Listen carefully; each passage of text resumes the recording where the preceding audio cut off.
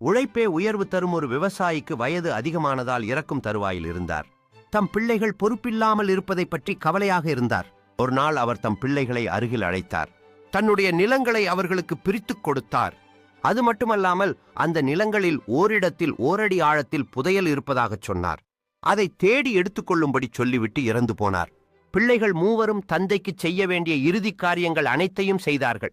அதன்பின் அவர் குறிப்பிட்டிருந்த புதையலை எடுப்பதற்காக நிலத்தை தோண்ட ஆரம்பித்தார்கள். புதையல் எதுவும் கிடைக்கவில்லை. முதலில் மூத்த மகனின் நிலம் முழுவதையும் ஓர் அடி ஆழத்துக்கு தோண்டினார்கள். அப்போதும் அவர்களுக்கு புதையல் கிடைக்கவில்லை. ஒருவேளை அப்பா 2 அடி என்று சொல்வதற்கு பதிலாக ஓரடி என்று சொல்லிவிட்டாரோ என்ற சந்தேகத்தில் பிள்ளைகள் மூவரும் சேர்ந்து மூத்தவனின் நிலத்தை இன்னும் ஓரடி ஆழமாக தோண்டினார்கள்.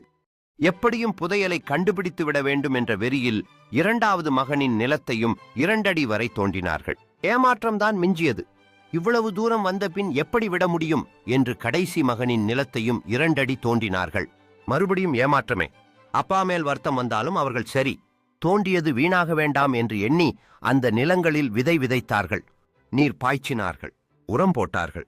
உழைப்பு வீண் போகுமா? ஆண்டு முடிவில் அவர்கள் நிலத்தில் அமோக விளைச்சல். அறுவடை செய்து விற்றதில் அவர்களுக்கு கொள்ளை லாபம். இப்படி உழைப்பால் வரும் பயனைத்தான் அப்பா புதையல் என்று குறிப்பிட்டார் என்று பிள்ளைகள் மூவரும் புரிந்து கொண்டார்கள்.